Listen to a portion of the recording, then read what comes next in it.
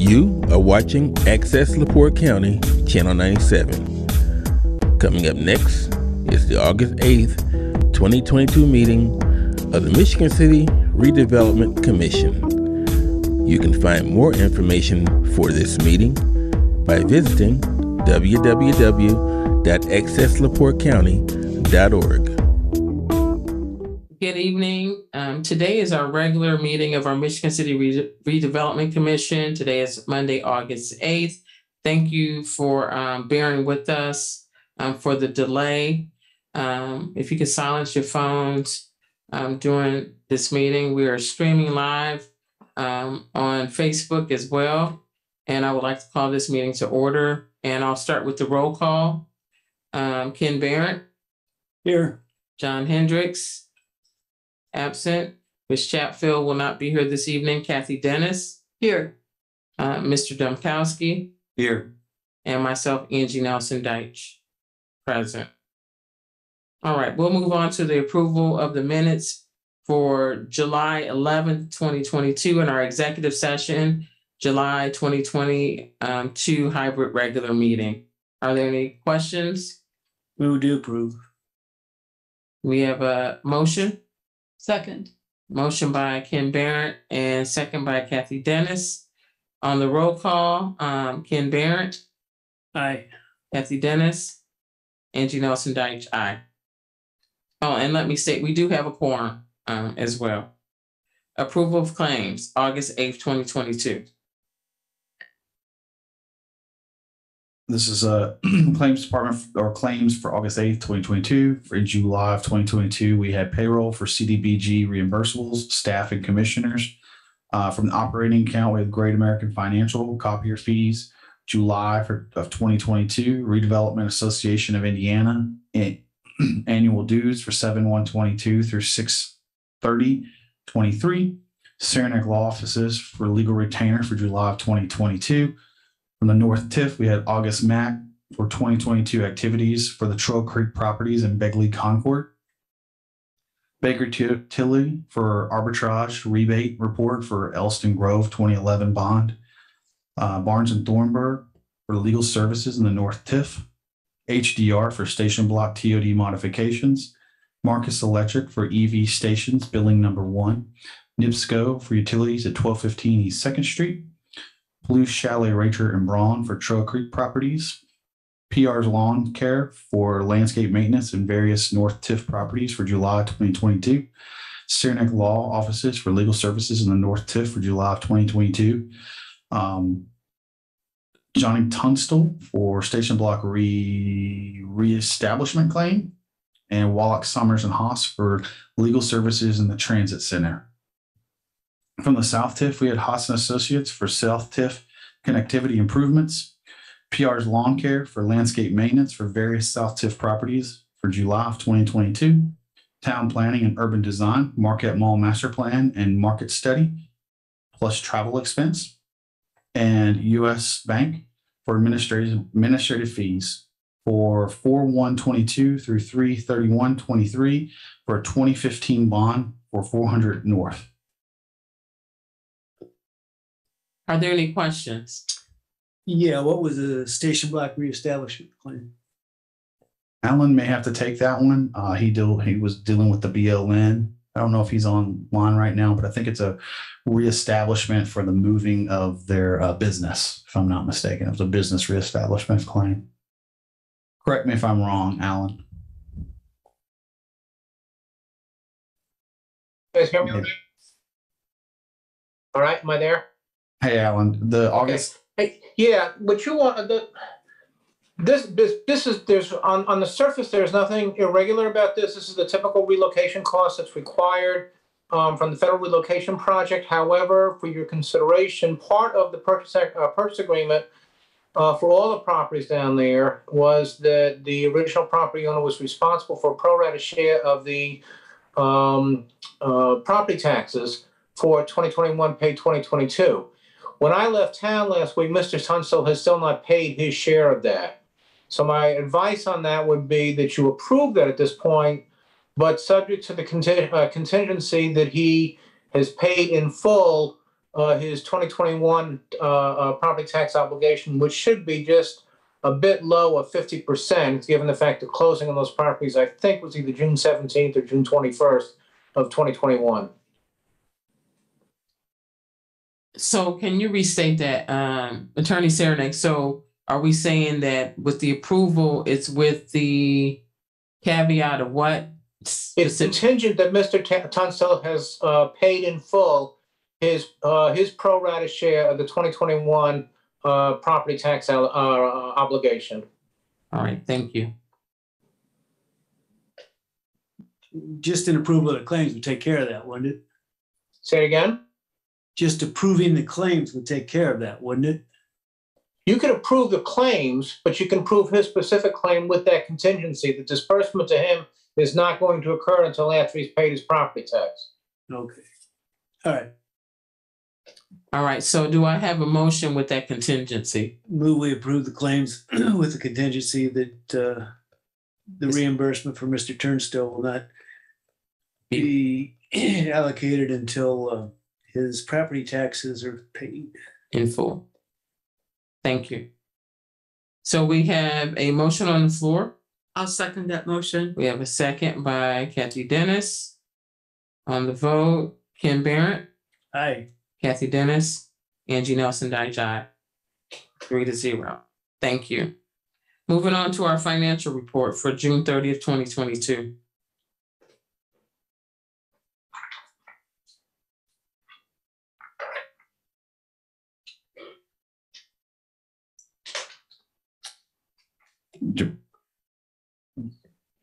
This one, right? Yes, right? Okay, just making sure. Sorry. Okay, this is a balance sheet for 6/30/2022. Cash operating account. In the cash operating account, we have $303,955.84. We have in the South Side TIF account, we have $8,850,677.14. In the South Side TIF debt reserve account, we have $336,308.50. In the South Side TIF capital account, we have $16,719.19. In the North End TIF account, we have $4,106,217.53. And the East Side TIF, we have $163,505.37. In the Northeast TIF account, we have $420,912.90 for a total of $14,198,296.47. Loans receivable, a loan to the East Side TIF from operating account, we have $21,028.49.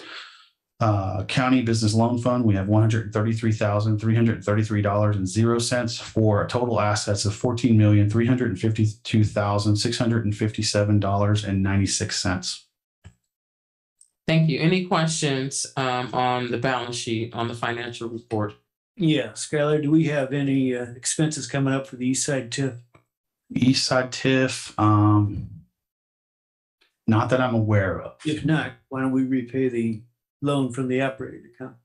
Yes, I was just thinking that same. I was looking at this right now, thinking that same thing. Let me talk to Debbie about that and make sure. Let me look into that, kid, for sure. All right. Otherwise, move we approve. All right. I second the motion. We have a motion, Barrett, second by Kathy Dennis. On the vote, Ken Barrett, Aye. Kathy Dennis, Angie Nelson Deitch, aye. Thank you. And you will present that to us at the next meeting? Yes, absolutely. Let me look into that one. Okay.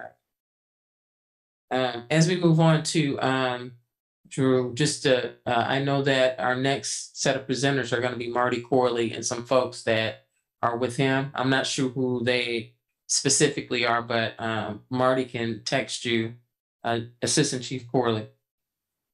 No, but I just want to make sure he knows that they are on the agenda. So next on the agenda, request use of redevelopment owned property 7th and Franklin, and this is where we're going to have the collective participate. Absolutely. They're here tonight.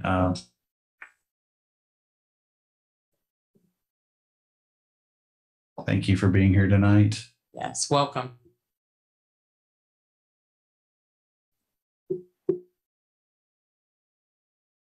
Thank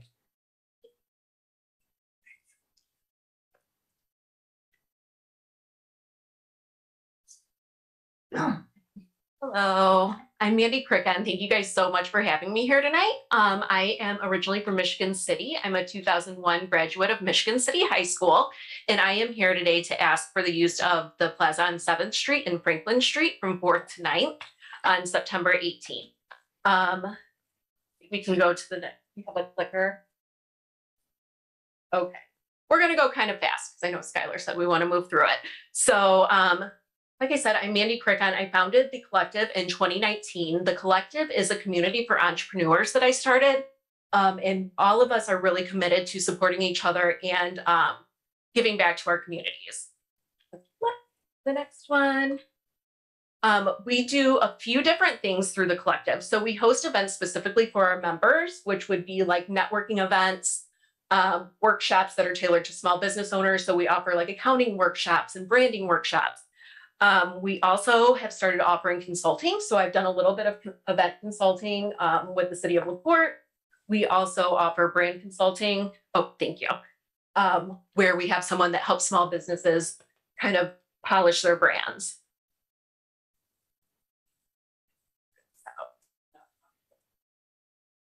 Oh, this way. There we go. And it's not working. Okay. Well, we'll just keep moving along. That's all right.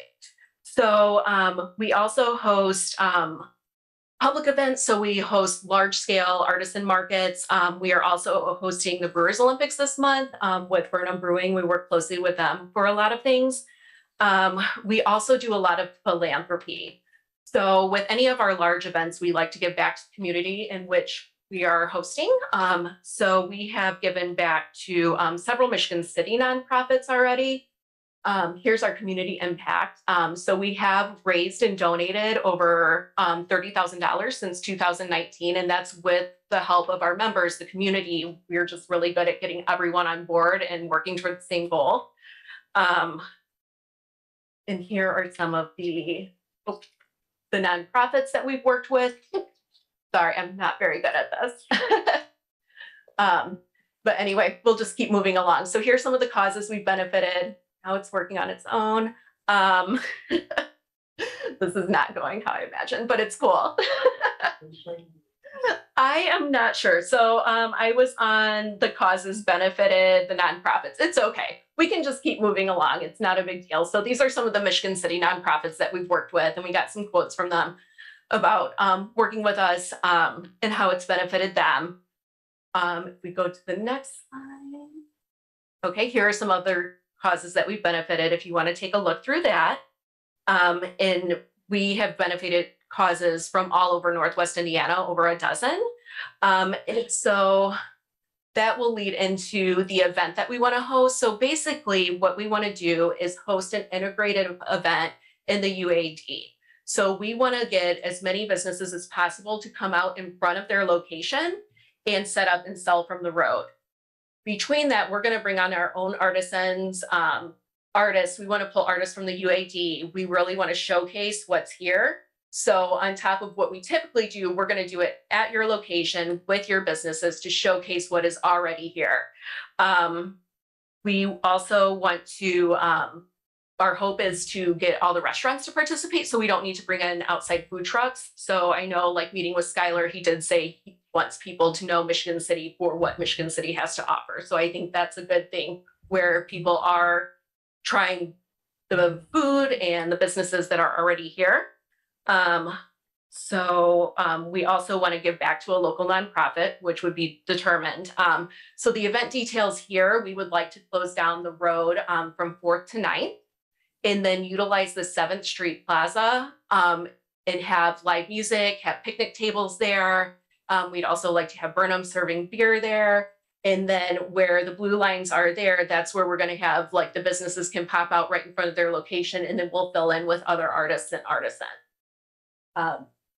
So that is really what we are trying to accomplish. And I'm happy to answer any questions if you have any.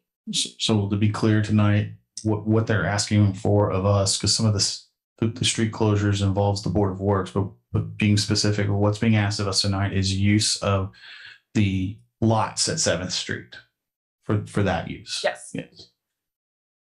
I do have a couple of questions though. So it says members. Yes. So how does that work in here? Is it a paid membership from? So we do have two different aspects of our business. So we have a membership side where we do have small business owners that pay in to be members. Then we also host events. So they're kind of separate because it's all of our events that we host that are big. It's not a requirement to be a member. So we do have this member aspect, but any of the events that we do, it is not a requirement. There's not really anything beneficial like of being a member to doing our markets because we keep that very separate from the membership piece. So what is the cost then? Because I'm trying to understand how you can give back if there's got to be a fee or something. Yes. So for our events, Yeah. so we have an admission fee that we charge. So that's $5 a person that comes in. So how we donate, we take 10% of the admission fees and donate that to a nonprofit. And then we also have vendor fees as well. And then with any of our events like that, we also offer any of our vendors, if they would like to donate, they're welcome to. It's not a requirement. And then a lot of times we do work with Burnham Brewing and we do different like beers and stuff, and they also donate. So it all goes into like this collective pile that we all donate together to the nonprofit. Okay, so the vendor fees are for those vendors outside of? So so the events that we host and the membership are completely separate.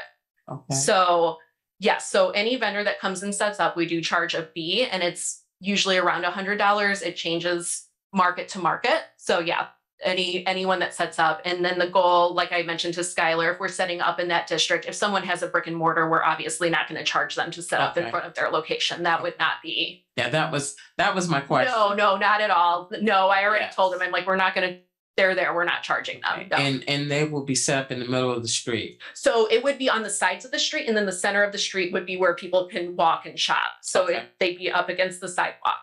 All right. Yes, Ken. And how do you charge admission? So this event, we're hoping to do a free admission, which is what we did at Lake Fest in LaPorte. But for admission, like a lot of our events that we do at like the Civic Auditorium, or we did one at Round Barn, we have an admission table before you come in. And so you just pay and then come in and shop. Show price. And typical cost is $5. At least that's been. Typically it's $5 for 13 up. So we talked about that. All right, thank you. Any additional questions? Mr. D, anybody? All right, so what we're asking for is approval of the 7th and Franklin property. And that's what's on the table. We would need a motion if we would like to do so. I move that we approve the use of the 7th Avenue Plaza for the Collectives event in September. Second. All right, we have a first by Kathy Dennis and a second by Ken Barrett. On the vote, Ken? Aye. Kathy? And Angie? Aye. Thank you so much for your presentation. Look forward to it. I do have one last question. How do you decide on the nonprofit? We have a team, and we were asking Skylar. So if you have ideas, we have benefited a lot of different ones, and we're always looking for new ones. So yeah. Look for a smaller one. I really didn't want to dictate. That's kind of, he asked me for a list and I was like, we could probably produce you a list. So give him a list. All right. Thank you so much. I do see a member of our Board of Works here today. Keep in mind, it will still have to come to the Board of Works as well. All right. Thank you. Next on our agenda, we have it listed as the flock safety system update and approvals. And the request is for the Raven piece of the flock system, which works along with it. So I know that we have Marty Corley, Assistant Chief Marty Corley, and Sam Hay online to discuss the system and answer any questions that we may have. Turn it over to you to Assistant Chief Corley. Good evening, everybody. Thank you for having us. We are just here to answer any questions about the Raven. The Chief Dion Campbell and also Representative from Flock have presented at several community meetings and also at ARPA and city council meetings. We're just here to make sure there's any questions answered. If there's anyone who needs any further update on the Raven system, Sam Hay is here from Flock. Flock is the company that deals with these automatic license plate readers and audio detection system, which works together under Flock. The ALPRs are called the Falcon, and the audio detection is called the Raven. So if there's any questions or if anybody needs a quick overview or a more broad overview of what Raven is about, Sam Hay is here and he can present or answer any questions if I can't answer those. Okay. Hi, Sam. If you could just do a brief synopsis of the Raven, because what we're going to be discussing is supporting the Raven system that works with the Flock system. So if you can kind of talk about how the two interact and what the Raven does. Yeah, that would be helpful. Absolutely. Well, for the record, my name is Sam Hay. I'm the Indiana representative here at Flock Safety. I've been partnering with the whole city now, it feels like, in Michigan City through numerous events and conversations over the past few months. Like Assistant Chief Corley said, if there are any additional questions I don't get to today, then we are happy to go through them. So I'm just going to kind of verbally talk through it, if that's all right. And we'll go from there. I don't need to probably bore you to death with a PowerPoint. So what we're discussing here is twofold. So Chief Corley talked about the Falcon, which is the automated license plate readers, which we partner with roughly 2,000 law enforcement and private customers across the country, as well as 105 or so in Indiana, specifically numerous up just north of you in Michigan, as well as surrounding you all, Chesterton, Gary, Porter County, LaPorte County, you name it, around you are all agencies that utilize it. The focus for this portion and what we'll be talking about is Raven. So Falcon is the license plate reader. A vehicle goes by it, takes a photo, it ties in with Amber Alert, Silver Alert, and different crime databases to help eliminate crime. What we're talking about is Raven. So Raven is our audio detection solution that pairs in with Falcon. And yes, they all have bird names on them based off of our company name. But Raven, what it is it's essentially gunshot detection. So the way it works is we pair it in either quarter, square, or half mile, or in full miles. And how it will work is if a gunshot is detected roughly about a 95% accuracy rate, then that will alert the system to what vehicles were in the area based off the photos that hit the cameras we're referring to. So one use case specifically, just for purposes here, is let's say a gunshot goes off near the Baptist church where I spoke last week or the week before, and there are 3 Falcons in that area.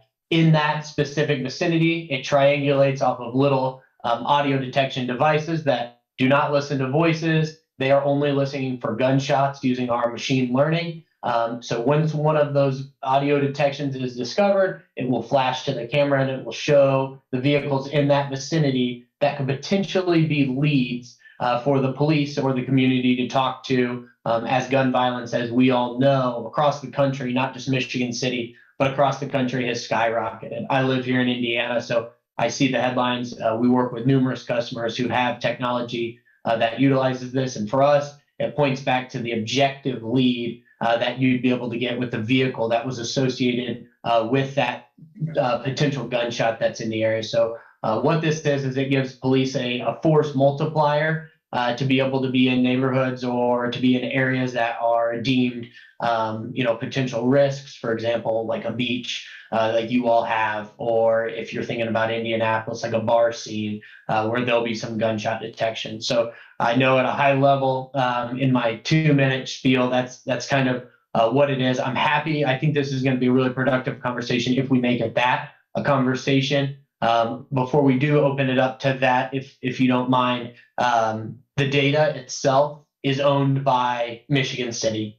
We're a private organization, but we do not sell and we do not allow third parties to access any of your data. We personally cannot even access your data. It's, once again, it's not sold, it's yours. It's stored in Amazon Web Services government cloud, which has the highest security clearance of all the cloud systems that we utilize. So I just wanted to throw that out there as well, because one of the questions we always get is, okay, we're trying, there's audio detection with a gunshot specifically, who can access that data? Just wanted to clarify that as well. So any questions, we're happy to answer. I appreciate the floor tonight. Thank you. And just to reiterate, we did have a presentation at City Council meeting last month. We had a community meeting a week ago, 2 weeks ago. Also, our ARPA committee had a workshop somewhat. So it's been presented multiple times. Are there any questions from the commission? Any questions from the commission? Skylar, can you talk about what the request is?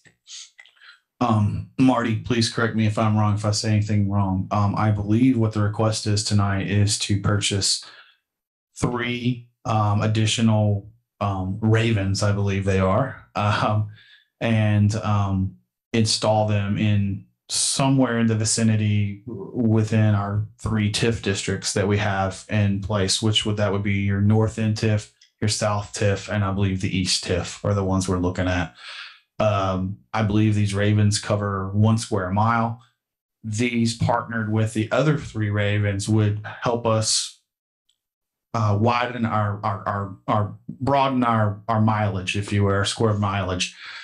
We know that we won't dictate where they go. We can work with the flock representatives to say, yeah, this is in the district. We want to make sure they're in our district because they need to stay in there for purchasing them for them. But trust me, there's plenty of space in there to do that with, and we'll let you guys dictate where they go. We'll give you a map of where our districts are and you guys dictate where they go. Okay. But I think it would allow you guys to take the other Ravens and spread those out where they're needed more readily, more needed in our community.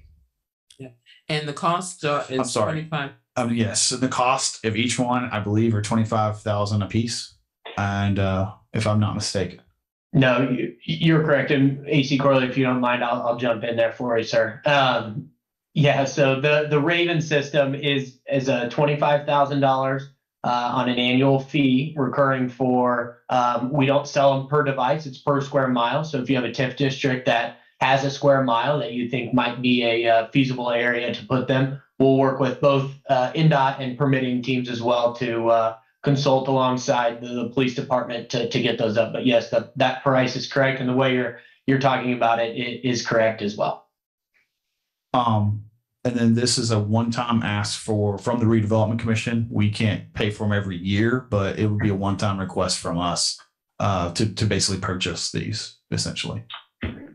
Got it. Yeah. So from a billing terms, we can work with your legal counsel or your contracting team to work something out there. Yeah, and I believe you already talked to Miss Amber LePage from corporate counsel. I've already spoke to her. I know she has a copy of your contract right now. I made sure that she was aware that this is something that's being considered by us. And that way, although we purchase it, it still would be a city contract through the city proper. So. Yep. Perfect. We are flexible to discuss any options. Yes, Attorney Cernak. Just to remind, I know what this project is, I know what this program is, but we still, for the record, should show how this is related to redevelopment or why this benefits the city in terms of development in certain areas within the TIF and not just a traditional municipality expense that we're covering. And if you'd like, I can ask Assistant Chief Corley like maybe 2 or 3 questions and that'll get us there. Sure, because I was going to say the safety of our residents and the people that visit are super important. And anything that we develop here is our responsibility to keep them safe. So you can go ahead and ask them whatever questions you like. Just Assistant Chief Marty, how you doing? Just real quickly, how does if we have high crime, does that impact the overall development and people coming into Michigan City? Yes, I mean, crime will, we want to make sure that not only our citizens are safe, but also those visiting our city is safe, and those areas that they visit and people have the highest traffic area or areas that are concerns of safety that people can visit freely. And would it be a safe assumption that there's a correlation between the image of the city with its overall crime rate? Yes, sir.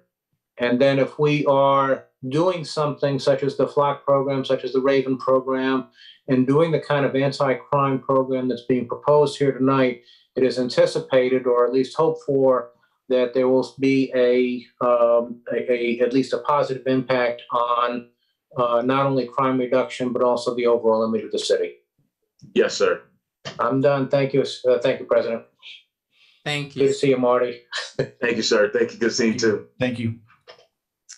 Any additional questions? So talking $75,000 for 3 Raven systems. Any questions or a motion on the table? Move we approve the expenditure of $75,000 for the purchase of 3 Raven systems. Thank you.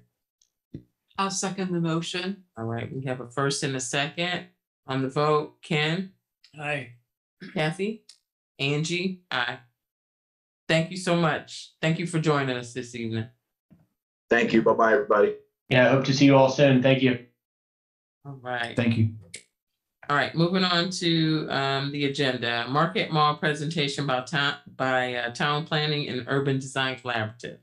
Tonight we have town planning with us. We might recall we approved our goal was to kind of rethink the mall and reposition it and think about how we could redevelop the mall in the future. And so we worked with town planning. They had already had some experience in our city working on the double tracking project with MKSK. So it made sense that we would naturally reach out to them. Hence, because they're already familiar with our zoning code, they're familiar with our city.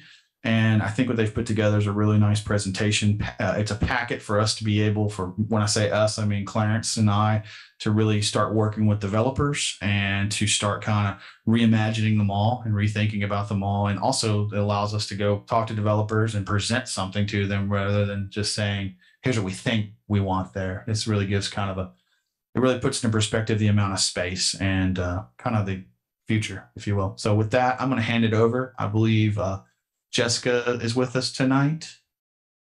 Maybe, hopefully. Or Brian. Maybe. While you're adding them, did Mr. Kalavic have a comment for the previous presenter? I didn't ask for any. Team TR, it's TPUDC is where it is. There it is. And Mr. Kalavic, for the Redevelopment Commission, public comment will be at the end and not during the meeting.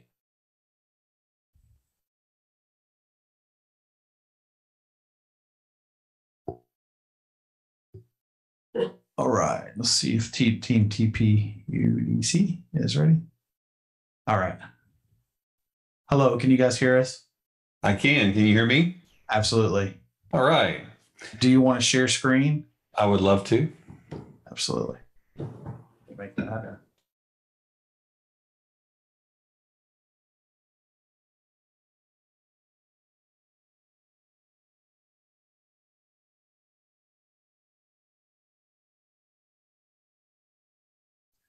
Will the option to share pop up on my screen?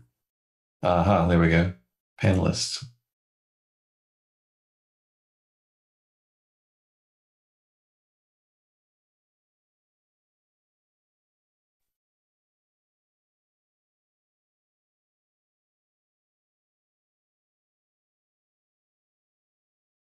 All right. Can you hear me okay? Yes, we can hear you. Wonderful. Thank you. All right. Yeah. So my name is Brian Wright. I'm the principal of Town Planning and Urban Design Collaborative, and just going to walk you all through the a little bit about the process and what we have created for you. I have a truncated version of the packet that's sort of more appropriate for a presentation, but you'll be able to see the entire packet, I'm sure, if you haven't already. Just a little bit of background so far. What we did in order to create the package was we reviewed the different background documents in Michigan City, looked at the comp plan, corridor plan, zoning, etc. Jessica from our office went in person and did a tour of the site, and I was able to join via Zoom. So that was an interesting process. She walked me around on a webcam, so that was nice. And during that tour, went all around the mall property, went into the mall, into the office tower, and other buildings on the property. We met with some of the property owners to understand their thoughts about what they were planning for the future, if they had any ideas as well. And then we also met with staff to hear their inputs and thoughts. And so all of that culminated in the document that I'm about to share with you, or parts of the document. Let's see.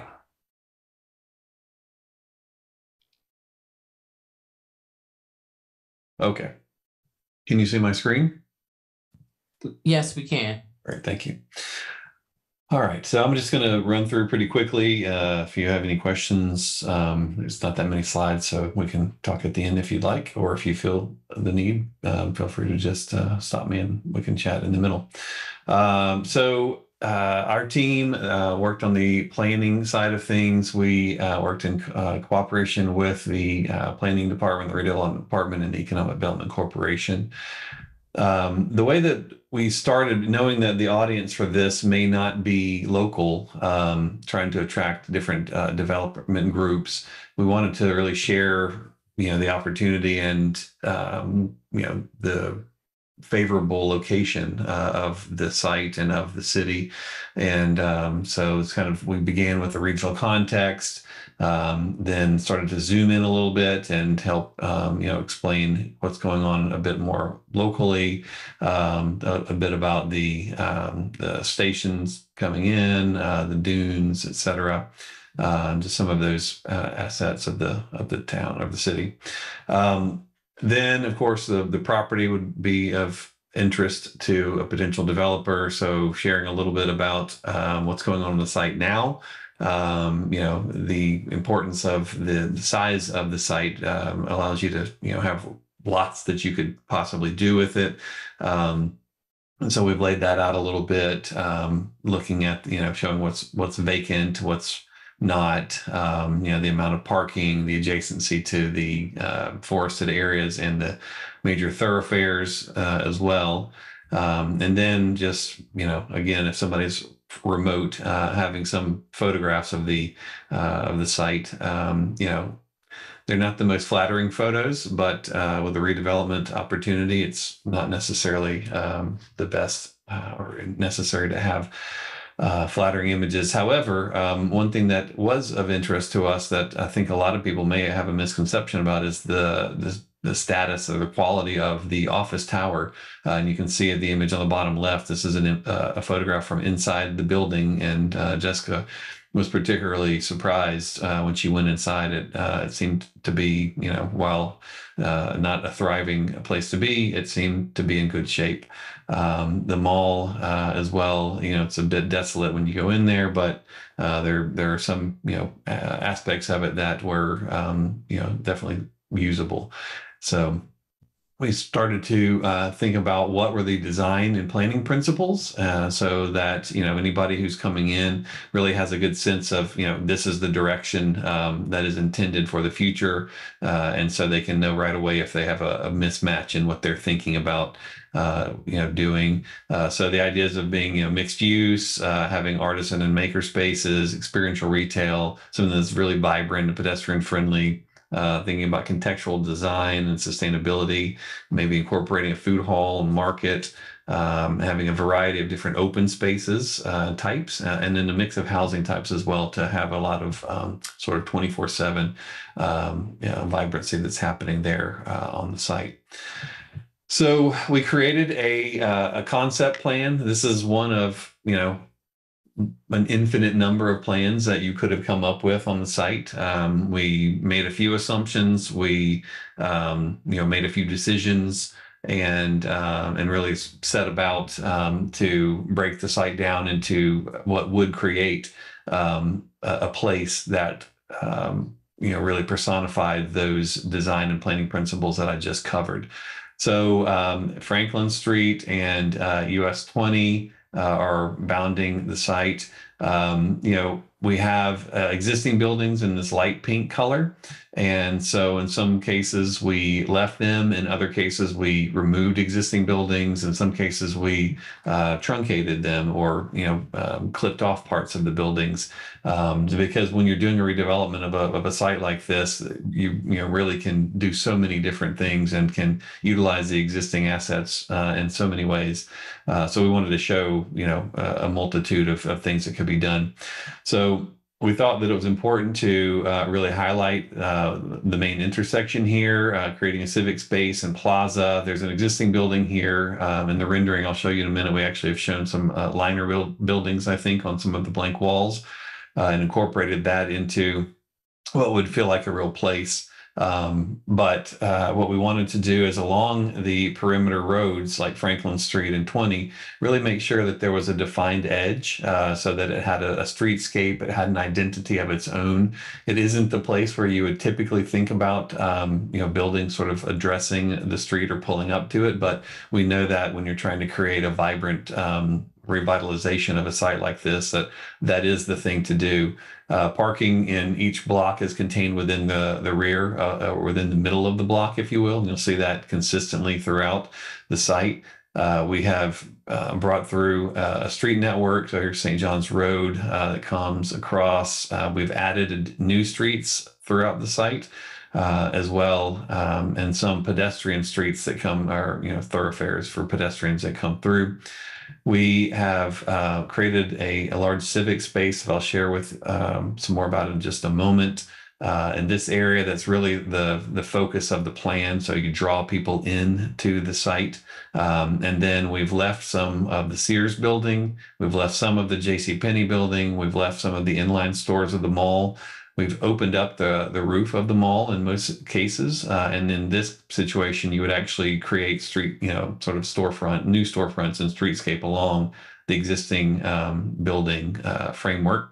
We left a little bit of this covered area here, though it seemed like a nice thing to do to create some covered space, for inclement weather or other things, or just for shade. You'll see in the places where we kept some of the bigger box buildings or some pieces of them. Again, we're showing those liner buildings that I described, but here you have still entrance into what was the Sears building.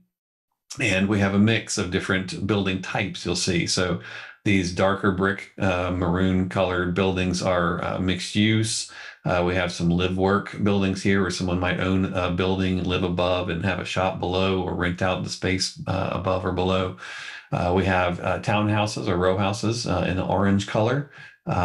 We also have some what we're calling the maker or artisan buildings here in the sort of little maker village.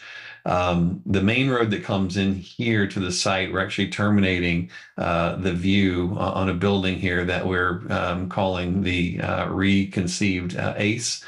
So this will be a mixed-use building with ACE hardware, hopefully on the ground floor. They do own this property as well, I think. And so, they had mentioned to us the concern about having visibility from 20. You could see it either way, obviously being the primary focus down the main road in the primary civic space of this new vibrant mixed-use area could be quite advantageous. But if they really counted on drive-by traffic, then this parcel could be incorporated into the overall concept, and this could become something else. We have in the darker gray some parking structures that are shown. Here's one here as well. And so what we're trying to do is really get a lot of parking so that we don't have to have as much surface parking. Putting it in structures, which will allow you to get people in sort of a park once experience. They can park here and then roam around the entire site, do what they need to do. We also have multifamily lining this. So the parking structure is mostly hidden except for the entrances, which are well signed to take you into the parking structure. And then mixed use all around the civic space here as well. We have little pocket parks, smaller areas, sort of intimate spaces throughout. And then we've proposed even possibly having a trailhead that leads up to the park to the north. And then, there's lots of different opportunities where you could actually extend this pattern of development and start to really define, a large park system where you have buildings facing in onto the park, helping keep it safe and vibrant. And then looking at, there's a wet area back here, so trying to keep some of that if there's any environmental benefit, but having these row houses actually facing onto it again, so this becomes this really nice park area. So let me go through some of the images. So this is the area that I mentioned, opening up the mall, taking the roof off, facading it with new storefronts. We call this the Paseo. So here you would have, sort of bistro tables and, lights strung across, as you see in these images, and people spilling out into the space. And here's a rendering of what that could look like. This is the covered portion that I mentioned. And then this is the opened up portion. And at the end of the Paseo, you actually see the what's left of the Sears building as an anchor. So you could have some sort of an entertainment venue in there, or, a number of things in that sort of larger footprint building. But again, creating these intimate spaces, civic art, little, green spaces, people dining outdoors, walking around, living above shops, etc.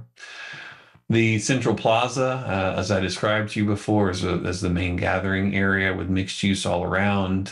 It's quite large and would be, just a really noteworthy space.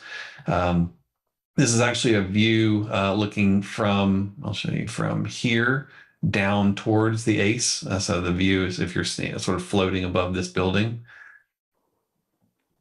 So here you can see the ACE in the distance and a mixed use building. Here you can see a bit of the office tower, that's the existing office tower, which has been preserved. You can see sort of, in these mixed use buildings having, they're punctured so that you have intimate spaces between them, large lawn space, large plaza spaces. We have sustainable stormwater features that are incorporated throughout the plan. There's a hotel or inn located here. And, you start to see rooftop dining and things. And again, there could be or not be a hotel or inn, or the inn or hotel could be here or there, or, this is really just, again, one concept of how this could transform in the future. And then as you move away from the heart of the civic space, the main plaza area, so we're calling sort of a neighborhood scale street. And you can see we have some live work buildings, we have some multifamily here, we have some row houses, the ACE, but predominantly this is residential feeling along that streetscape. So here you could see, here's the multifamily, here's some of the live work. Here's row houses, there's the ACE down the street there, and then you get into the main civic plaza, but if you turn right at the corner there. And here's an overall aerial showing what it could be. You see those liner buildings that I mentioned facing out onto 20 and as well as on Franklin. Here's where we've shown some liner buildings on that. I think it's maybe a Walgreens drugstore of some sort there.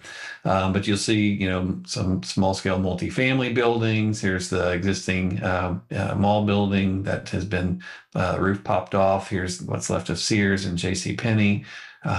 So the office building existing, and then really the long and the short of it is once you enter the site, or even as you're passing it, you really feel like it's a true district, a place unto itself that ties in and integrates with, you know, what you've got going on in downtown and can work symbiotically with it.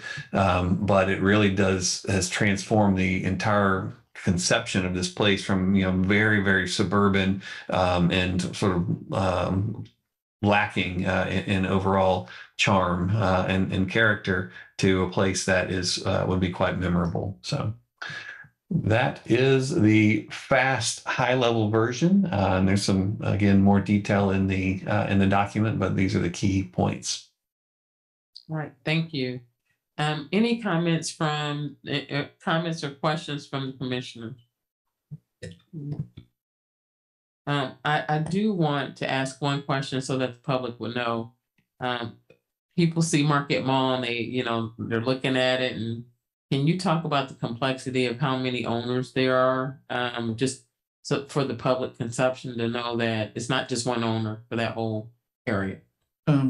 Sure. I might also have Clarence come up and share some information as well, make some comments related to kind of play off of me when I get done. There are three large parcel owners. Cablin's is a large parcel owner, as well as the Sears building, which is no longer owned by Sears proper. It's a new company that bought it. And then we have an out-of-town owner who owns the majority of the mall. I would say the largest portion of the mall. And then around the exterior, you have various owners. There's a pharmacy on one corner. There's a bank. There's a New Buffalo Wild Wings. Those are private owners that are building those buildings. There's a bank on another corner. So we're not really. I'd say we are concerned with the way the edge does develop, meaning that we wanted to make sure that it plays well with whatever happens in the interior. But those are privately owned pieces of land that we didn't go to every single one of those owners. We kind of just let them exist within this plan. We provided the New Buffalo Wild Wings. We provided that to Brian so he could make a space for it, if you will. But really, we're more concerned with the redevelopment of the entire mall and the large parcel owners. Is that pretty accurate, I would say?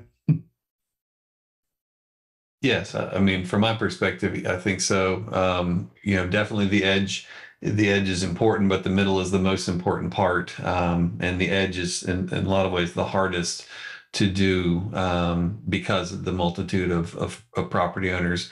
When we draw these plans and take liberties with properties that we don't control, hopefully there's an inspirational benefit to it where the owner goes, oh wow, that's super cool, I didn't realize we could do that, and that's actually more development than I'm currently doing, so maybe one day I'll do it. Good evening, Commissioners. Clarence Halls, EDCMC Director to Cadence Park Plaza. Glad to be part of this process. Lots of meetings and Zooms, and what we're seeing is a great plan. Some people say it's grandiose, but I think what we're trying to do is set the bar high for whatever comes into Market Mall. We don't want to start at the lowest level. We want to start at the highest level and then negotiate the way from there. Again, three large owners, which we have engaged all three owners. I'd say all three owners want to be engaged, and they're a part of the process, and they all want to see something happen with the mall. And so this acts as a guide for all three to think about what can happen, but also if we're going to make it something great, they'll have to cooperate. We're talking about doing 2 or 3 streets on the property, so everybody's got to give up access to each other's property. So they all know they have to cooperate to make something happen in the future, and they all benefit from it. We have had some great conversations with various developers within the region, 150 miles out. They like what they see. I think key for them was understand that the city is on board to make this happen, whatever is going to happen there in terms of this being part of a TIF district. And they know it's going to take some money up front to do demolitions, utility infrastructure. And so that was one of the big questions, is what does the city want to do to make these things happen? So I say this to say that what you see there may not happen exactly the way we portrayed, but we think there's a lot that can happen on that site that's going to be mixed use, as in shops, restaurant, residential, and the mall today is going to be something different. Now, it's not going to happen next year. We're probably looking at a 5 to 10-year plan, but we've got to start somewhere. It's been there for almost 20 years, kind of the way it is. So let's start thinking about making changes, doing something dramatic, but also raise the bar very high for Michigan City. I would add that we do have, three owners, 3 large parcel owners, and one of those parcel owners is very much trying to make something happen at this point in time. And, they're going through some processes right now, maybe inspired to some extent, but they are going through the processes right now to kind of reposition some of their land to help them in the future and with what we're showing, potentially. That's a great thing. But one owner already subdividing property because they know they got to give up parcels to make things happen. So it's starting the conversation, and we're talking to developers from outside the marketplace. We're welcome to talking about it within the marketplace because we know it's going to take probably 1 or 2 or 3 large developers to make this happen. Questions, comments? How do you proceed from here? I mean, Clarence, will your organization be the lead organization or redevelopment commission? We have been in terms of getting people to the table. At some point, Scott is very involved with what I do, but anything that happens has to come before you guys. So what my job is to go ring the bell, go market the properties, talking to the owners, see what they want to do. And at some point, when it comes to zoning or planning, but eventually TIF, they'll be talking to you guys. But there's a lot of people we're talking to, nothing concrete to bring. That's what we do. We go and knock on doors.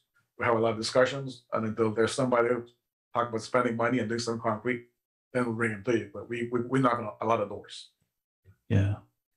And then we can collectively work on incentive packages, negotiate things of that nature. See, obviously bring it back to you guys for anything that needs for approval. Yeah. So we act as a screen to kind of collect all the door knockers, and at some point bring in somebody who we think can make something happen. Any additional questions? All right, with that being said, thank you so much for presenting to us this evening. Brian, thank you so much. Thank you. All right. Moving on, plaza easement discussion and approvals. Yeah, Alan, do you want to take this one and run with it? And I'll fill in. Sure. Are you there? A couple of months ago, is Nighty there? I'm so sorry. What did you ask me? I said, is Nazer there? The owner is not here tonight. Okay. He wasn't sure if he could be there tonight and kind of on short notice. And I'll explain that in a second. He had a commitment with his family. A couple of months ago, Nazer approached the commission about the idea that if he were to purchase the property on 711 Franklin Street and totally rehab that structure, would the Redevelopment Commission, given the fact that we own the plaza, would they permit an easement adjacent to his building that would allow him to have walk-up service, sit-down service, and then he also expanded the plan further going upward to where you have a second-story loft. And I think that met with some approval. We had some things that he had some things he had to get done first, not the least of which was actually acquiring the property. When I talked to him last week, he indicated that he anticipates closing before the end of this week. And that when he does that, then he will move forth with, as I said, the overall reconstruction of the building, including an open area that opens onto what is known as the plaza property. The MOU is designed to basically, we are committed that if he does everything he's supposed to say, such as not only the acquisition of the property, but then also the reconstruction that has been identified in the MOU, when he's completed that, then we will grant an easement to him so that it allows this walk-up service to his building to whatever vendor he has. He thought the 18 months to acquire and finish the construction of the building was certainly doable. He was not sure that within 18 months he could identify a vendor. And obviously, when you think about that, who knows what the market will be driving 18 months from now. So we wanted to leave that open. You'll note within the MOU, and specifically in paragraph 6, the commission does have authority or input as to what type of service would be offered there. I mean, I think we're all thinking pretty much the same thing. There would be some kind of food service along those lines, but something may change and he may come up with a better plan or something else would occur.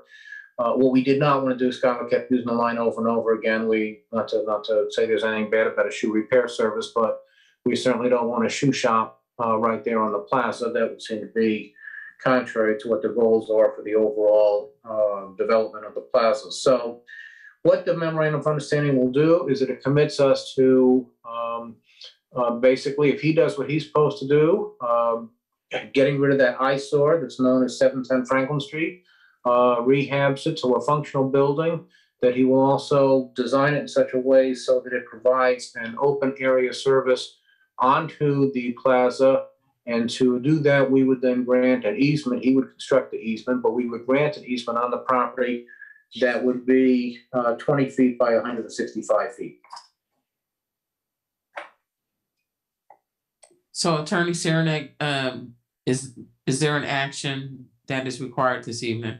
If you're inclined to go forth with that concept, yes, that you would approve the MOU, we would sign it, he would sign it, and then he'll go forth with his construction. And at some point between now and 18 months, he'll come back and ask us for an easement. And here's what he's planning on doing for that side of the building. All right, thank you. And this is the MOU that we all received? Yes. In our packets? Yes. Thank you. So on the table is an MOU. Trying to pull.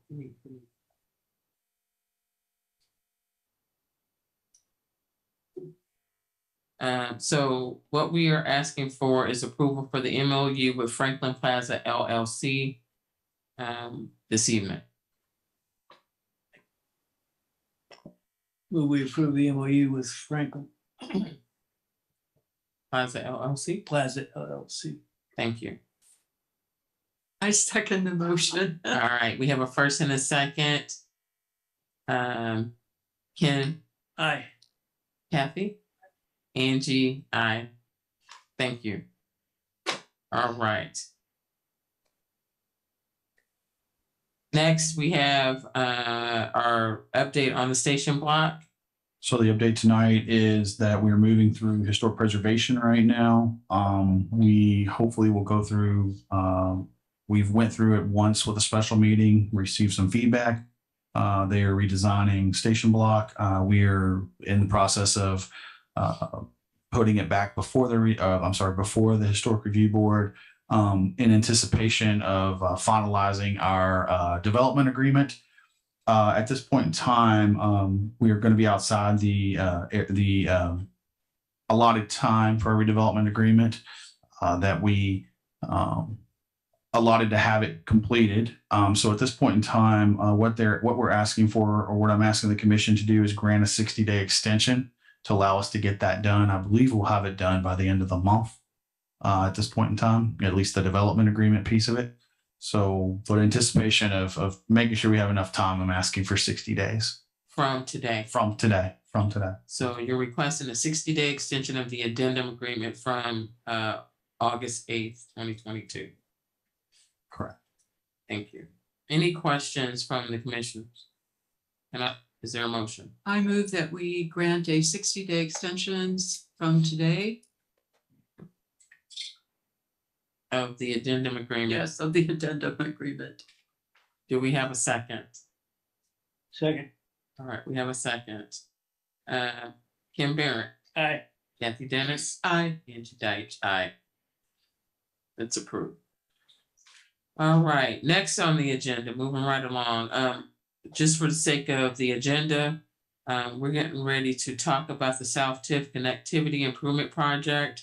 And if there's no opposition, we will move the bus shelter pilot program up right after that. That would be great. Thank you. I think it makes sense.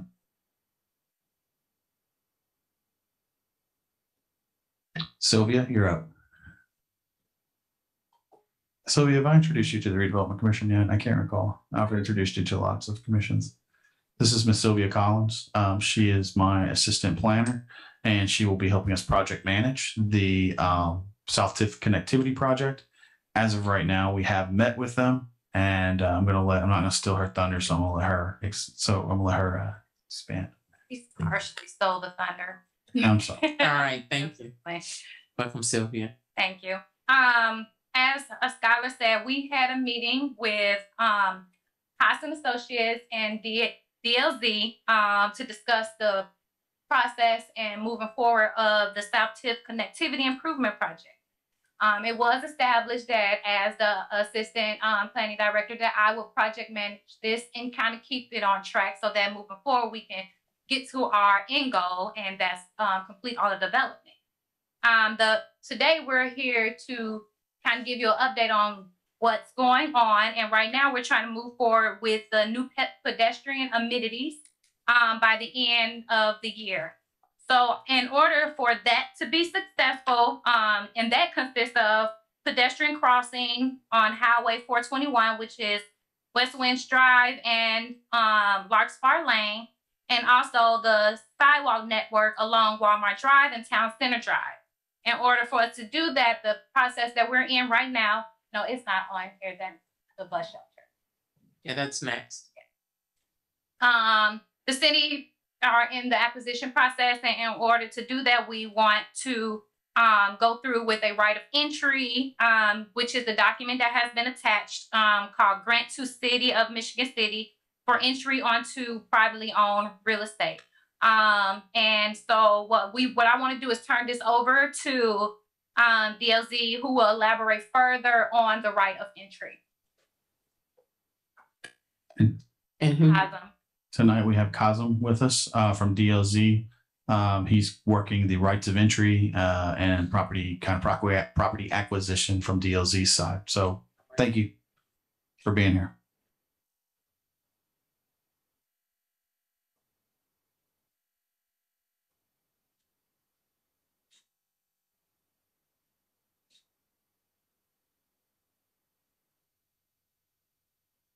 Yeah.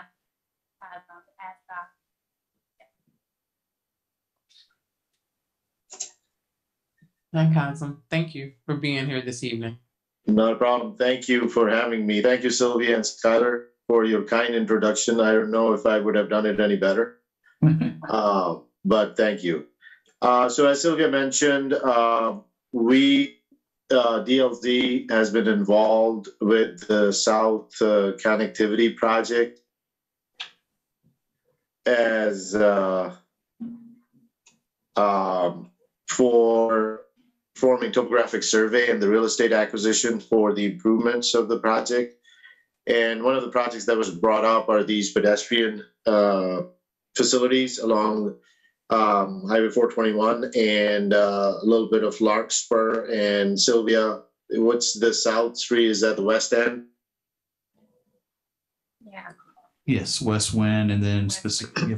Larkspur Lane. Yep. So the process that has been established, and I believe is what's in your packet, is to do a rate of entry to access the privately owned properties for the installation of the sidewalk. There is a monetary compensation that is being offered to all the property owners. I believe there's a total of 10 property owners that are involved along the different roads. And eventually, once we get the right of entry and get the sidewalk improvements done, we will go through the normal procedure for the acquisition of either the right of way as an easement or as a full fee simple acquisition for the sidewalk that was just installed. But just in order to get this done and get it started yet this year, this was the route that was taken. I think the only thing missing in the right of entry document, I believe it spells out the $500 that the city is willing to offer the property owners. The only thing missing is, I believe, the language that talks about that once this right of entry is established and the sidewalk is installed, the City of Michigan City through DLZ will be approaching them and making them an offer for the actual acquisition of the land where the sidewalk is installed. Yeah, so tonight, I'm sorry, Kazim, I'm sorry, I didn't mean to cut you off. That's it, I'm good. So tonight, we're not looking for approval of this. We just need Kazim to work with Alan to firm up the language and make sure that we're stating the language in the correct way. And then that's really all we need at this point in time for this piece of the project. So you don't need approval for issuance of the bid package or anything? We do need that, but that's a separate, there's two tracks, two separate things happening: acquisition of land, bidding going out at the same time. We're kind of working them in in tandem, simultaneously. So I'll let Sylvia go into the next piece at this point in time. So the first piece, to be clear, that was just some consensus to move forward with right of entry. Right of entry. All right, thank you. The second piece is the bidding and awarding piece. We are anticipated. The bid packages have been completed. They have been attached, and we anticipate to put them out for bidding. And I will let Haas and Associates kind of explain the bid package and the process the phases that they're in with the bidding. If we can add Ryan as a panelist.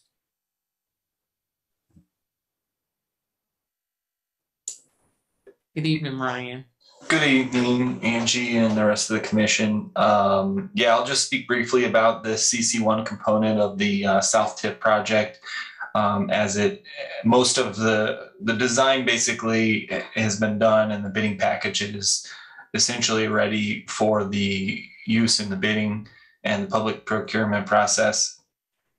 So our goal is to move that forward as soon as we can, with the understanding that, as you know, that DLZ will be working on the rights of entry and then subsequent land acquisition, so forth, for the various parcels where this infrastructure will be built.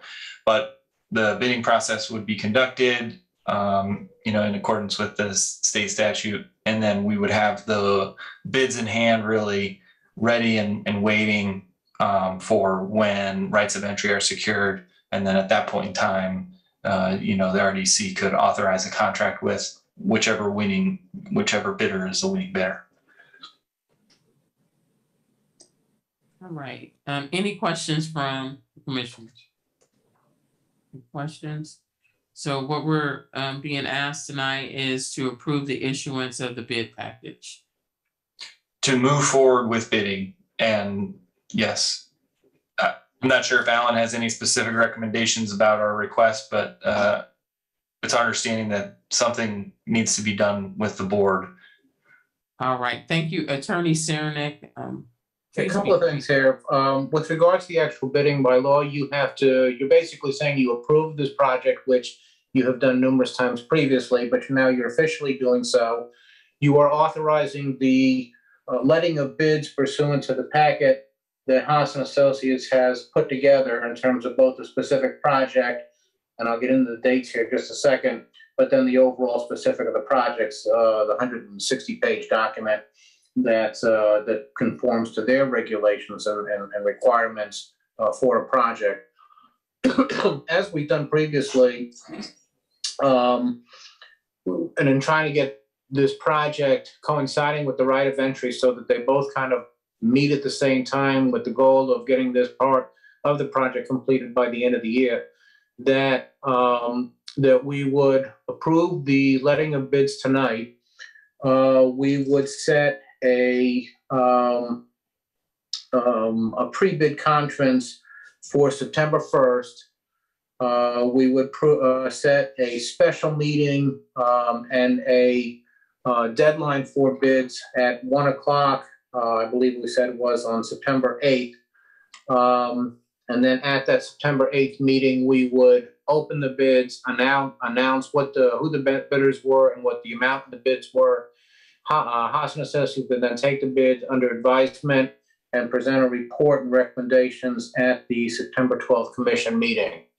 As we've done previously with these special meetings, it's not necessary to have a quorum because obviously we're not going to make any decisions at that time. The only business that's being performed would be the opening of the bids and reading for public information the amounts of the bids or the amounts of the projects being bid, and then being taken under advisement by Haas and Associates with a formal decision being made on September 12th. It probably would be good for at least one commissioner to be present at that meeting with Skylar, Jeff, and me.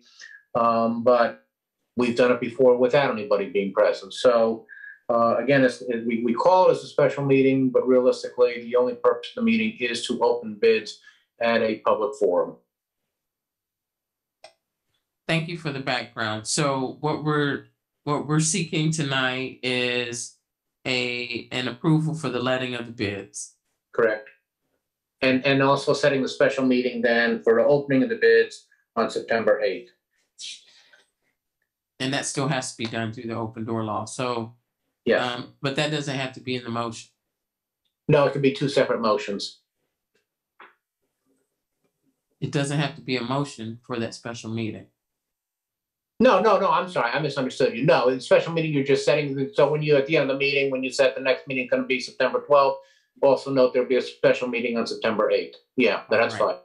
Yeah, I'm sorry. So thank you. So we are seeking a motion for the letting, for approval of the letting of the bids. Will we approve the letting of the bids for the South TIF connectivity project? Thank you. I think it's, excuse me. Yes. Okay, yeah, it's not the entire South TIF connectivity improvements project, and I think that it bears specifying that it's the construction contract number 1. Okay, so we'll add that language-wise, connectivity improvements project construction contract number 1. Correct. To the motion.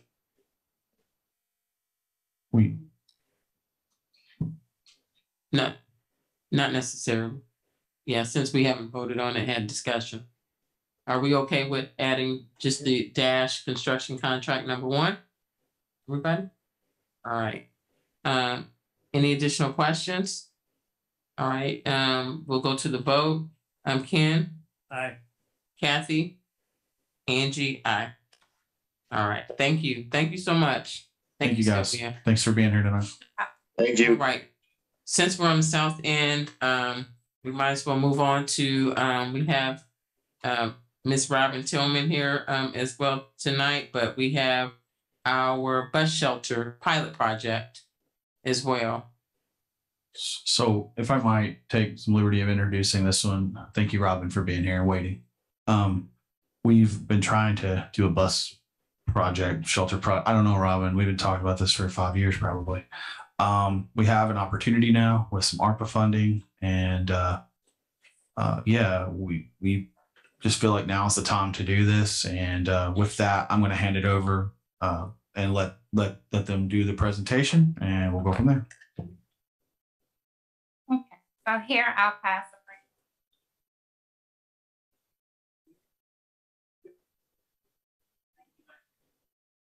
No, I just was making sure that everybody happy.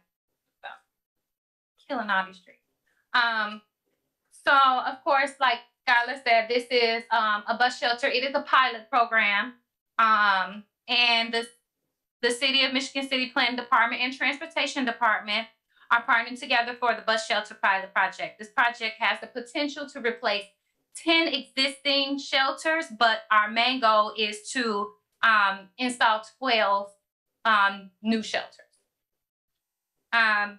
With this project, we want to, you can go to the next slide. So with this project, we want to install 12 new shelters. The city fund, we want this to be a city funded source of income, and we can utilize it for this project. We want to select an engineer, specifically one that can analyze the site to determine the best size placement for these shelters. We want to look through different designs, which we have done, which we'll show you. And of course, with any project, we want to make sure we have community engagement. And then we'll go into our future maintenance plan. So with this project, we want this project to be a year's project. We want to do site selection, pretty much everything that I just named within this project within the year. Next.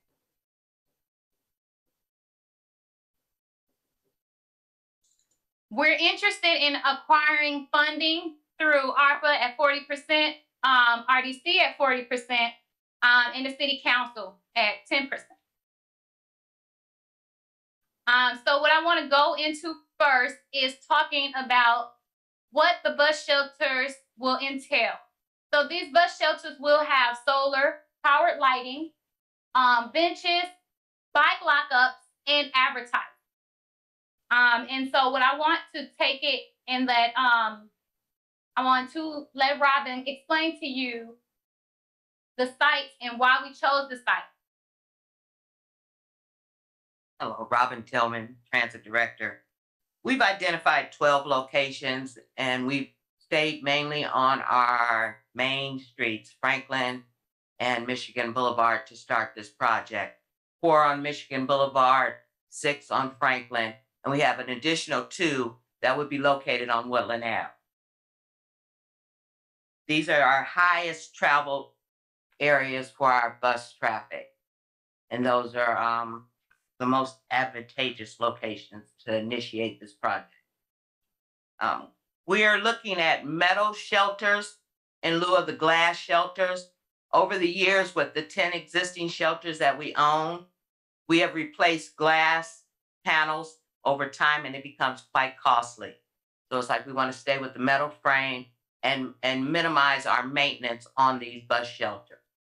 Our goal is to have advertisement on the bus shelters to help us support the maintenance of this project and keeping the shelters clean, the trash dump, and snow removal and ice removal. We also want to pair with the city in their sidewalk project because these are on the mains and assist with that project. There are funding, federal funding does support a maintenance program. So I believe we would be able to move forward with that project. Yeah, I think too, just adding that this would at least establish a baseline for what we're expecting of our shelters in the future. We want to set the standard, if you will, setting a standard of this is the shelter, this is the style, this is what we want to move forward. Even though the glass ones are cheaper, the maintenance on them the long-term maintenance is very expensive on them. Correct. And eventually it's like down the line, not with this project, we'd like to replace those because we do want a uniform aesthetic going throughout the city all the way through. And we also have to, if you can go to well, let's start here. So with all of the amenities that we'll show you, the design that we kind of leaning toward, we're looking at this with all the amenities. We're looking at a $300,000 to $500,000 project. But they can be, you can cherry pick the things that you want. They all can be within our price range. We can go with everything or we can go with less things and come back because it is a pilot. So with the pilot, you can start off with certain things as far as just a bus shelter, bus bench, and advertisement, or we can go with the solar lighting. The solar lighting is important to this project for sustainability purposes because in the future, we want to align the city with the routes that everyone are going to get on and the timing and things of that nature. Real time. Yeah. It's real-time route tracking, and it's like it would be a display inside the shelter that would actually is like LED and let you know it's like bus arriving in 2 minutes. You'd also be connected to Google Maps. You could plan out a trip, and you can identify it's like where you need to get on to travel to your location or destination. That's awesome. If you can go to this is kind of the framework, so you can see the metal outline of it. No, you go back to one glass. This is the replacement of the glass. It'll be complete. There is aluminum and or metal. It just depends on which one that they have in stock at that time, because metal can be, it can, you know, be higher or cheaper. It just depends on when we start this project. So this is just basically the outlier with the solar panels on the top. But the next design is the actual design that we think would encompass every piece of what this project is trying to portray within our bus shelters throughout the city. Just flip to the next one. Maybe.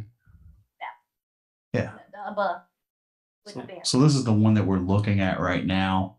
This is the shelter. I think it's a nice shelter. It comes with advertisement, solar panels on the top, and the bus route map, and as you can see in the corner. It comes with a bench. And like we said earlier, you know, you can cherry pick what you can add a garbage can, you can add the bus lockups, but the most important portion of this is the ADA requirement. So with this shelter, it aligns with ADA requirement and gives, as you can see, that open space on the corner of the shelter gives access for individuals who are in wheelchairs or in scooters or things of that nature. We want to make sure that this this takes into consideration ADA, and I'll let you want to go into more about the ADA requirement. It's a requirement. It's part of our master agreement with federal funding that it's like we stay ADA compliant. Yeah. This shelter does take that into consideration. So with that, I just might add that the reason they're before the redevelopment commission tonight is, you know, you might ask, well, what's the correlation here? The correlation is that an improved bus system in our city absolutely is an economic development project. It helps people get to their jobs. It helps get them home safely and in a timely manner. It's an efficiency to their day. So it absolutely is that.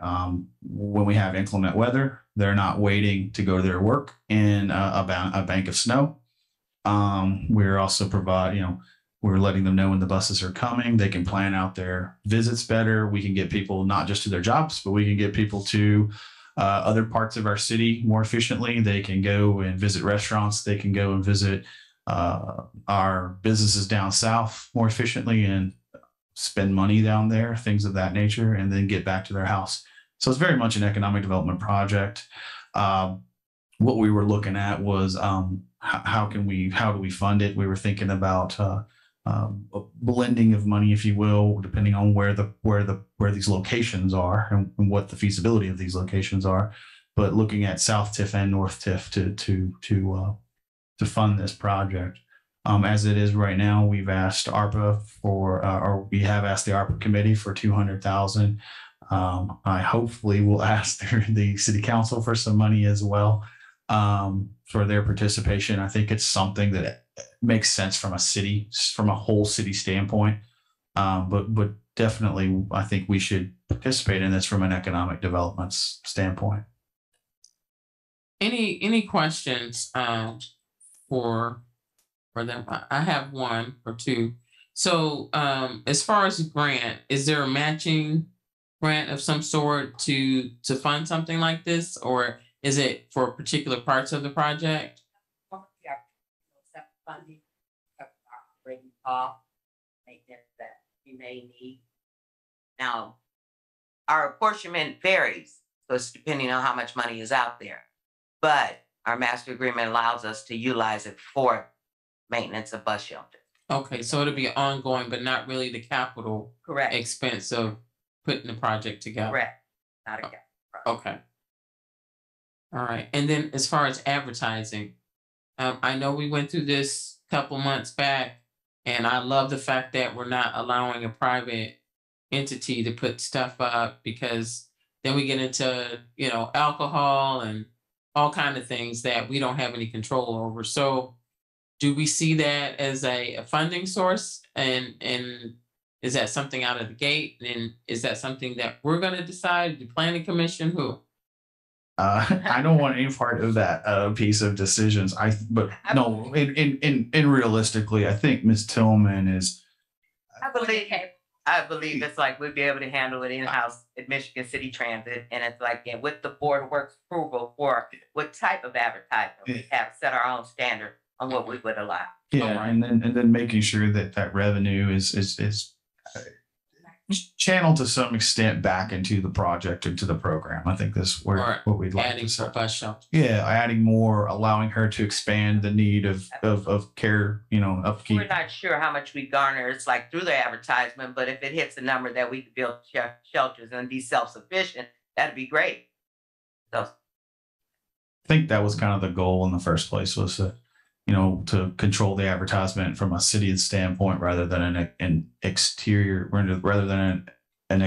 person coming in and dictating to us what we could put on, what we should put on there. I think it's a good idea. All right. And it also goes along with it being city funded itself and the advertising staying within the whole project within itself. in void moments, if advertisement, if we just don't have an advertiser, it's like we can fill the space with city advertising. Yeah. So after looking at the proposed timeline, I do have a question on funding, because this is a year-long project. The engineering and all of that, if we approve something, will that cover getting it off the ground without having approval from ARPA and some of these other? I mean, I think it would start the project process. I mean, honestly, I've asked some engineers who knows about who knows about bus shelters. I've already kind of done some snooping around to see. I would say yes. Yeah. I mean, without that though, without the full funding that we're asking for, I mean, you're seeing the numbers here. I think last time we looked at numbers, they weren't this expensive. This is pretty expensive. And we're only talking about 12 here. Without full funding though, I don't know that we'll be able to get a project going, a pilot project going. If that makes sense. Thank you. Because the numbers are 300,000. Yes, Kathy. I see that you have projected funding for 90% of the project. Where do you see that last 10% coming from? Thank you for asking that question. Yes, you are correct. I see the last 10% as being 20% rather than 10%. Yeah. And I would like to ask that of council, I guess, to see what we can get them to support. Yeah. So with that being said, has anyone had the conversation to put this in next year's budget? I have not had that conversation yet, but I would be glad to have that conversation. Thank you. I make that suggestion as we're in the budget process for the council. All right. So are you seeking approval from the Redevelopment Commission for $200,000? You are correct. Thank you. I just want to make sure I'm clear that that's what is being sought this evening. I will be very honest. This is our dry run for our ARPA presentation as well. So bear with us. All right. Sounds good. So any additional comments from the commissioners? Yes, Miss Kathy. Yes, I am. I move that the Redevelopment Commission approve a $200,000 funding for the bus shelter project. Pilot project. Thank you. Is there a second? Second. Right. On the vote, Ken. Aye. Kathy. Angie. Aye. Thank you. Thank you both for being here. Thank you for your time. Thank you. Thank you. Now, moving on. I know we didn't say it's been taking us a little time. This is a long meeting. Of course, Chris wouldn't be here, so I can run the meeting. It's a long meeting. Next on the agenda, we have, I'm going to move up, if you don't mind, 1215 East 2nd Street update and approval. Sorry, Steve. So Steve Murray's here from Burnham Brewing. You are aware that with 1215 East 2nd Street, we are providing a building to them, and then they are committing to basically rehab that building and basically turn it into their new brewing facilities. Steve, give us a short snippet where we're at, what we got going, and then I'll help with the request. Yep, we were waiting on our architect and our engineers. We finally got our 100% CDs back, construction drawings back last week. Met with all the subs last week, and the deadline for the subs to have their bids turned in is Friday of this week. So hopefully everybody is on time. We are looking at hopefully with all those bids in, moving forward with the SBA, because the SBA wanted us to have all the bids proper and in before we were closed on the project. So hopefully closing on the building and the loan within the next month. And you have your new environmental done as well. Yep, the new environmental is complete. Tom Stevenson completed that. Our architects have sent the 100% CDs down to state too, which usually takes about a month. So by the time the state approves those plans, we should be well closed with the bank and good to go to start construction right around that time as well. So okay. So I know we talked about the extension moving to October 10th. That's what yes, to be safe, we had asked for October 10th extension. I think that would give you, we talked today, I think that would give us plenty of time to get everything in order, and then we don't have to do this again. Appreciate that. We're in the home stretch. I Yes, really we are. know that. We're excited for you We're too. getting so close. All right. So with that being said, is there a motion to provide an extension to October 10th for, is it the RDC agreement? Yeah. And it's a regular meeting. It's our October 10th redevelopment commission meeting. Is there a motion? We approve an extension, RDC extension until October 10th. Meeting. I'll second the motion. All right, we have a first and a second. Ken? Aye. Kathy? Angie? Aye. Thank you again. Thank you all Thanks, for your Steve. time. I'm sorry it took so long. We understand, but we're waiting on it. All right, the You Are Beautiful site update and approvals. I'm just going to give a quick overview of that. Right now, we are. I've been talking with the developers. I talk to them weekly, daily, most of the time. Right now, we have in our possession an updated development agreement. There are some slight changes we're making. We're in the process of reviewing that at this time. Also, we're in the process of finalizing a site plan and some new designs for the building. At a time in the future, I will bring those. Obviously, they'll have to come back before this board. So that's kind of where we're at right now. They have, like I said, they've moved forward with, I believe they have their financing in order. They have their partnership in order. And yeah, we're just reviewing the amendments to the development agreement, and probably at the next meeting or potentially at a special meeting, we will be asking for approval from you.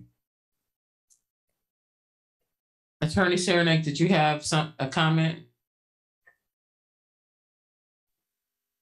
No, I agree with everything Skylar said. All right, thank you. Anything else? Nothing. They're not asking for approval of anything at this time. All right, thank you. Next we have report by legal counsel. Keep it brief, Mr. Saranac. I'll say this as fast as I can. There was an executive session before this meeting. Nothing was discussed that was not permitted by the open door law, and no decisions were made. That's all I have.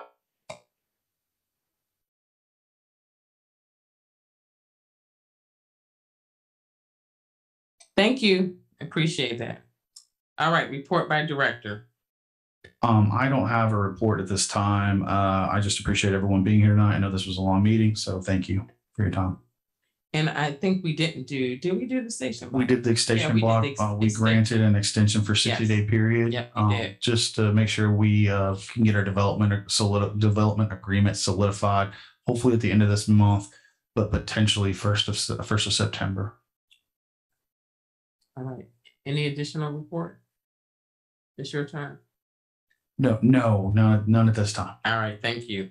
Comments from the public. I know there have been hands up. Yes, Mr. Kalavic.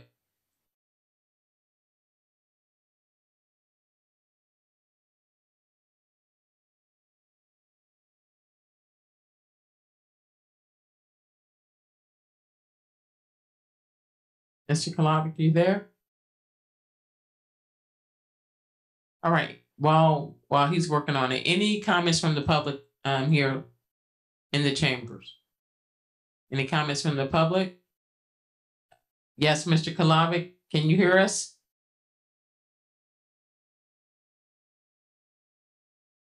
Yeah. Any additional comments online, Drew? Negative?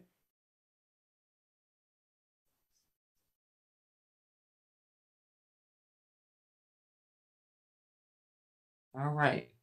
Well, we'll continue. I will allow privilege just in case he gets back on. We'll go to commissioner comments. Mr. Domkowski.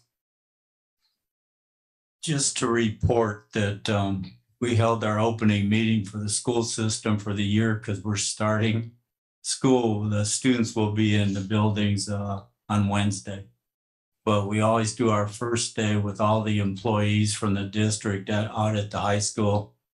And our superintendent, Dr. Watkins, did just an outstanding job recognizing our good things that were done last year for the kids and what we have to work on for this year. She is an amazing superintendent. I've been in the district now for a long time, 40 some years. And she always sets the tone for the year. Mr. Hulse was there and Angie was there. There is a video that I'm sure everybody will have to get to watch about the song that was sang at the end of the meeting and the dancing that was done. It was done to YMCA is what it was, but it's MCAS. And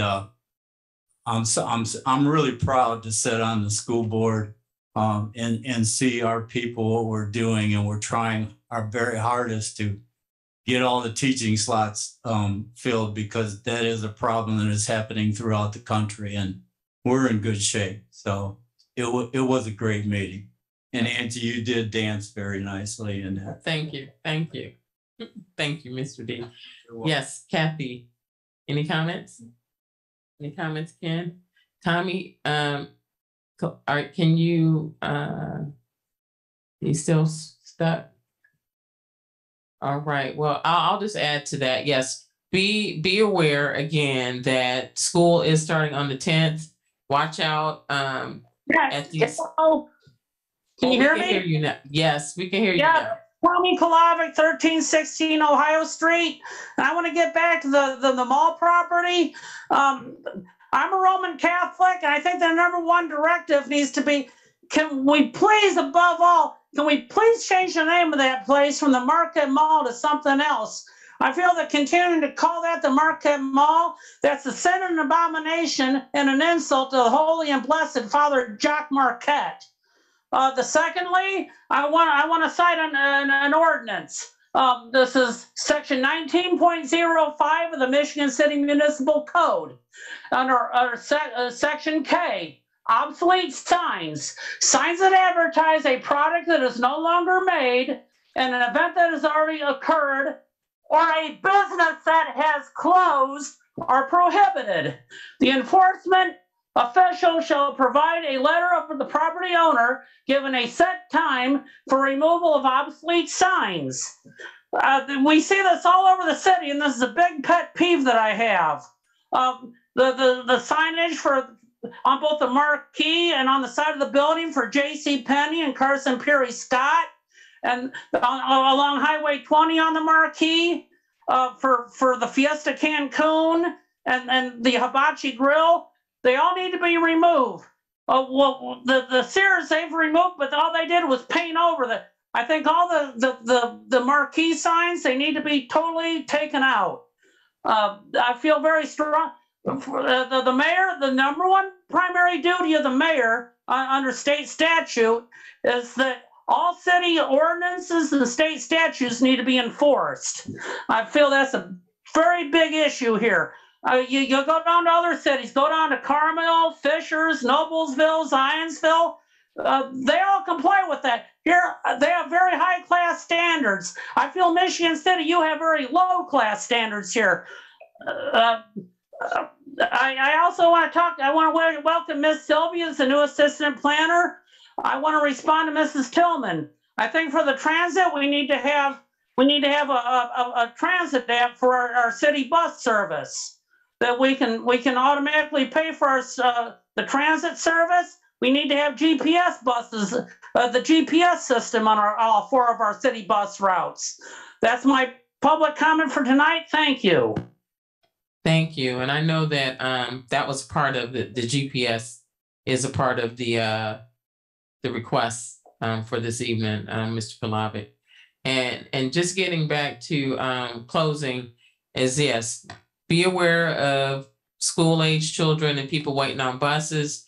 I know we've been having issues with people blowing stop signs for the last, well, it's come up multiple times now. And so please be cognizant of that. We don't want to see any tragic incidents or accidents. So again, with that being said, I'll call for a motion. Did you have something, Mr. D? We do have new cameras for those buses, so I hope that will improve this year. Okay, that's good to know, public. There are cameras on the buses. Yes. Yes, please do, Dahlia. Hi, sorry, I've been raising my hand for a while. I guess I don't know if I'm being visible or not. I just wanted to say it's very nice to see this optimistic view for Marquette Mall and what the possibilities are, and I hope we go forward with that. Also with the bus shelters, definitely needed. So that's all I had to say. Thank you. Thank you. Thank you. All right, with that being said, I'll call for an adjournment. So moved. Thank you. We have an adjournment. Thank you, everybody, for participating.